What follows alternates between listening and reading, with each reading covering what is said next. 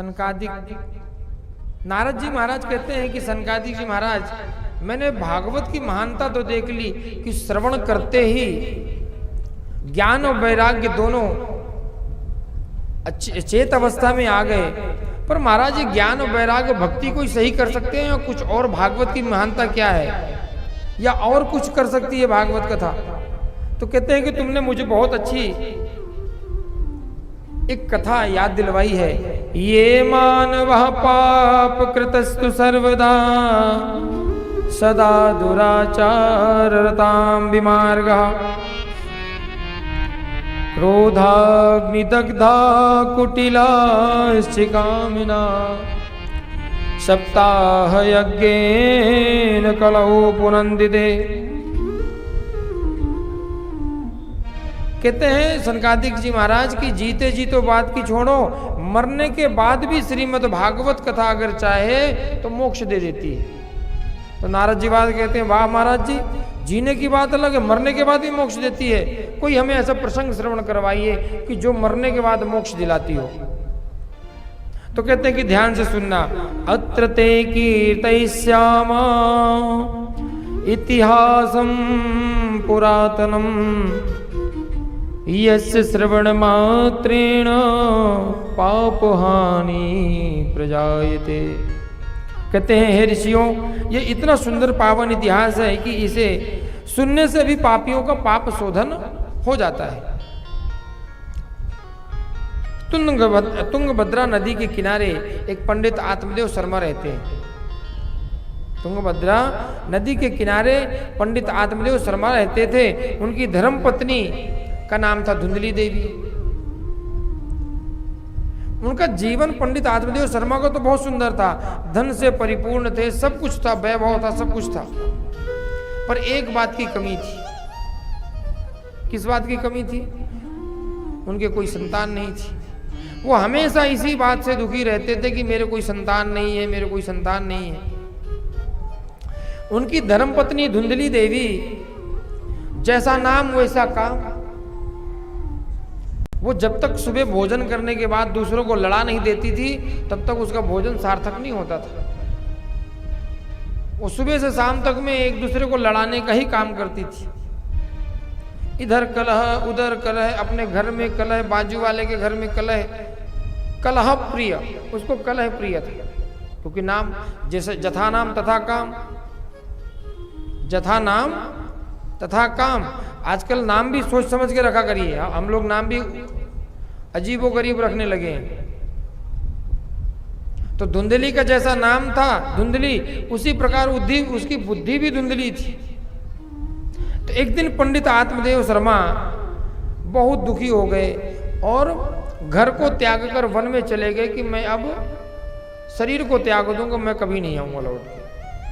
और एक वृक्ष के नीचे बैठ के रोने लगे। वृक्ष के नीचे बैठ मुक्त कंठ होकर रो रहे थे। तो वहां से एक संत जी निकले। तो संत ने देखा कि ये ब्राह्मण देवता बैठ के रो रहे हैं, मुझे लगता है भगवान के लिए रो रहे हैं, चलो इनको मार्गदर्शन देना चाहिए। क्यों, अगर कोई भक्त भगवान के लिए रोए तो गुरु का काम है उसको भगवान के मार्ग पर लगा देना, है कि नहीं। तो संत ने सोचा कि ये भगवान की भक्ति के लिए रो रहे हैं, तो चलो इनको भगवान की भक्ति में जोड़े हमें। तो संत जी उनके समक्ष पहुंचे और कहते हैं, कथम रोदसी विप्रत्वम काते चिंतावलीयसी वदत्वं सत्वरं मह्यं स्वस्व दुःखस्य कारणम। संत ने पूछा, भाई क्यों रो रहे हो? अरे कौन सा ऐसा दुख का है आपको, कौन सा इतना बड़ा कारण है जिसके कारण आप यहाँ जंगल में एकांत बैठ के रो रहे हो? भक्ति भगवान प्राप्ति के लिए रो रहे हो? तो पंडित आत्मदेव शर्मा कहते हैं कि किम ब्रमीमि, प्रभु मैं आपको क्या बताऊं। किम ब्रमीमि ऋषे दुखम पूर्व पापेन संचितम मदीया पूर्व जातस्तोयम कवोष्णमुपभुंजते। महाराज जी पता नहीं किम ब्रह्मोमि, मैं आपको क्या बतलाऊं। ना जाने कौन से जन्म के मेरे पाप उदय हुए हैं कि मेरे घर में एक संतान नहीं है। मेरे घर में एक संतान ने आज तक जन्म नहीं लिया और संतान ना होने के कारण मेरे पितृ देवता भी मुझसे रुष्ट हैं। मेरे पितृ देवता भी मुझसे रुष्ट हैं। वो भी मेरा अगर मैं तर्पण करता हूं तो तर्पण स्वीकार नहीं करते हैं, अर्घ चढ़ाता हूं तो अर्घ स्वीकार नहीं करते हैं। कहते बेटा तू तो चढ़ाएगा, तेरे बाद कौन चढ़ाएगा, तेरे खानदान में तो कोई बचेगा नहीं। और तो और महाराज जी, मैंने यहाँ तक कि एक अपने घर के आंगन में आम का वृक्ष लगाया, कई वर्ष बीत गए लेकिन आज तक उसने एक फल नहीं दिए। और दुख की बात महाराज जी, किसी जजमान ने मुझे गाय दान करी थी। जिस दिन से गौ माता हमारे घर में आई उस दिन से आज तक उसने एक बछड़े को जन्म नहीं दिया। किम ब्रह्मी में क्या क्या दुख आपको बतलाऊं महाराज। तो संत जी बोले हे भगवान, मैं तो सोच रहा था कि ये भगवान के लिए रो रहा है, लेकिन ये तो संसार के लिए रो रहा है, ये संसार के लिए रो रहा है। हम जीवन में संसार के लिए रोते नहीं रोते? पिता पुत्र पत्नी पति बेटा बेटी,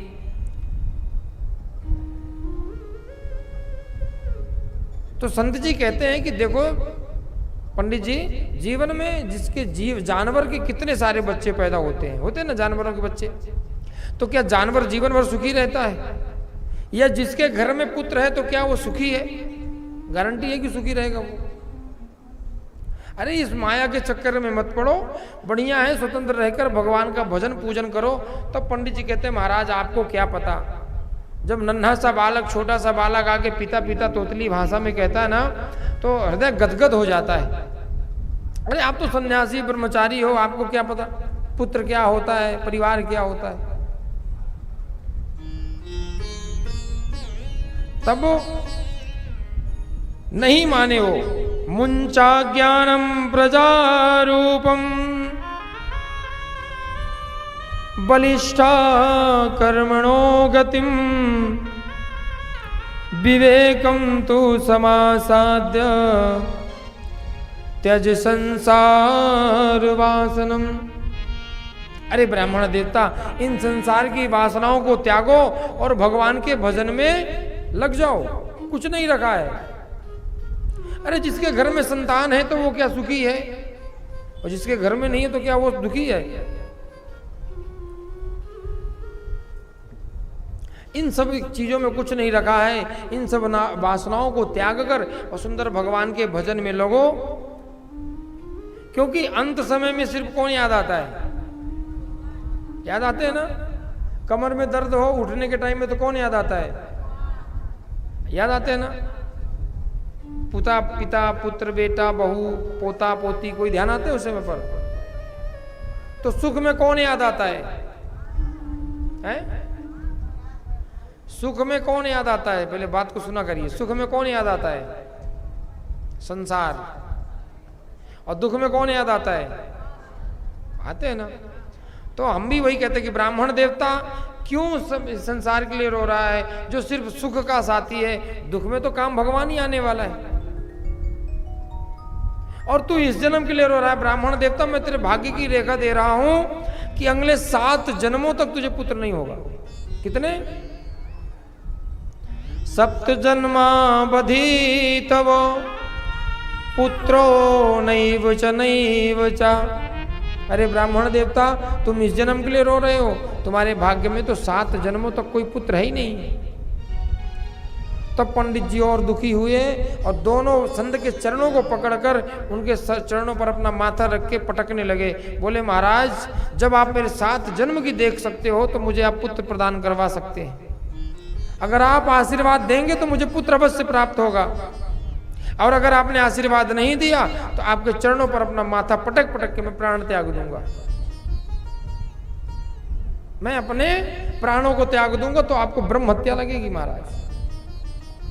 संत ने सोचा, हे भगवान, कहाँ मैं अपने भजन करने जा रहा था, कहाँ इस वासना पुजारी के बेचारे के पास फंस गया मैं आके, जो संसार की वासनाओं का पुजारी है, और ये पुत्रों के लिए पुत्रियों के लिए ही रोए जा रहा है, इतना समझाने के बाद भी। तब संत कहते हैं कि ठीक है ब्राह्मण देवता, घबराओ नहीं, ये भगवान की कृपा से आशीर्वाद समझकर मैं आपको एक फल प्रदान करता हूँ, ये फल लेके जाना और अपनी धर्मपत्नी को खिला देना। अगर भगवान ने चाहा तो 9वें महीने में आपको सुंदर पुत्र रत्न प्राप्त होगा। और सुंदर आशीर्वाद दिया और उसमें नियम भी बताए। कहते हैं कि जब पत्नी देवी, आपकी धर्म पत्नी इस फल को ग्रहण कर लेंगी ना, उनके बाद उनको बता देना कि जमीन पे सोना है। कहाँ सोना है?